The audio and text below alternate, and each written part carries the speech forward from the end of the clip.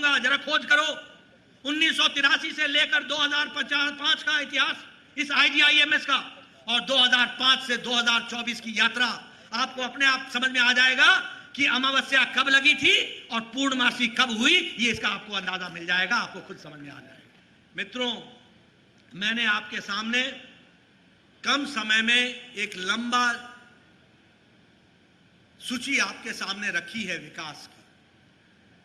हमारे नीति निर्धारक जो सरकार में बैठ करके सारे कामों को कर रहे हैं, हमें सोचना चाहिए कि किस तरीके से हमारे नेता, हमारी पार्टियां, हमारे नेता किस तरीके से विकास के साथ अपने आप को संबद्ध कर रहे हैं, किस तरीके से उसको आगे बढ़ाने का काम कर रहे हैं। और इसलिए मैं पत्रकार बंधुओं से कहूंगा जरा खोज करो 1983 से लेकर 2005 का इतिहास इस IGIMS का, और 2005 से 2024 की यात्रा। आपको अपने आप समझ में आ जाएगा कि अमावस्या कब लगी थी और पूर्णमासी कब हुई, ये इसका आपको अंदाजा मिल जाएगा, आपको खुद समझ में आ जाएगा। और मैं हमेशा कहता हूं, उजाले का आनंद लेना हो तो अंधकार की त्रासदी को हमेशा समझ के चलो। और इसलिए हमेशा याद रखो, ये सत्ता में बैठे हुए लोग कौन आपके रहनुमा हैं, कौन आपकी चिंता करते हैं, कौन आपसे दिन रात आपके विकास के बारे में सोचते हैं। कभी आपने किसी मंच पर सुना कि एक ही मंच पर विकास की इतनी लंबी चौड़ी लिस्ट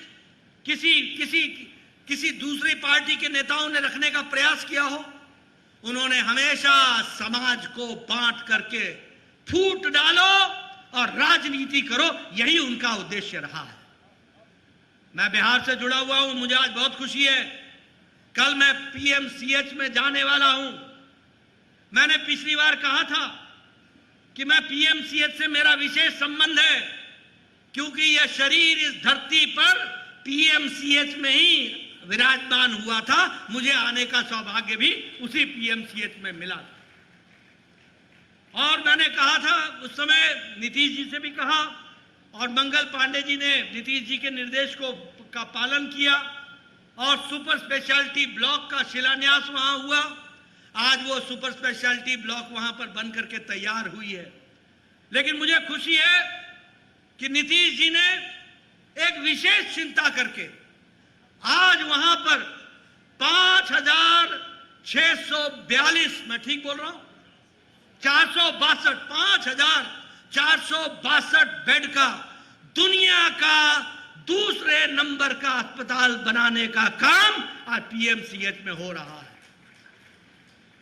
मित्रों, ये PMCH का कहानी आपको 1980 में भी मालूम होगी। आपने PMCH की दुर्दशा 80 के दशक में देखी होगी, 90 के दशक में देखी होगी।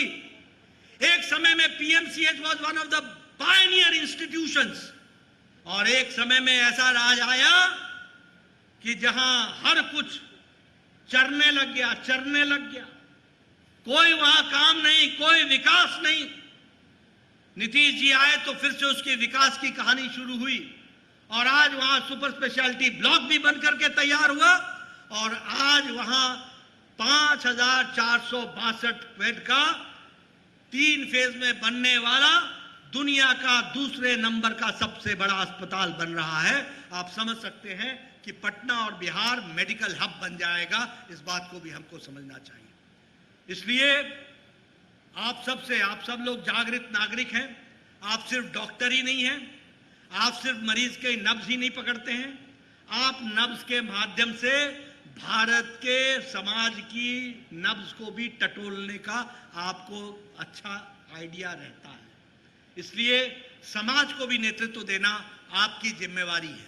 और आपसे मैं एक ही दरखास्त करूंगा, काम करने वाले को आशीर्वाद दीजिए और काम नहीं करने वालों को आराम देने का भी, विराम देने का भी काम कीजिए। ये आपसे मैं जरूर दरखास्त करूंगा।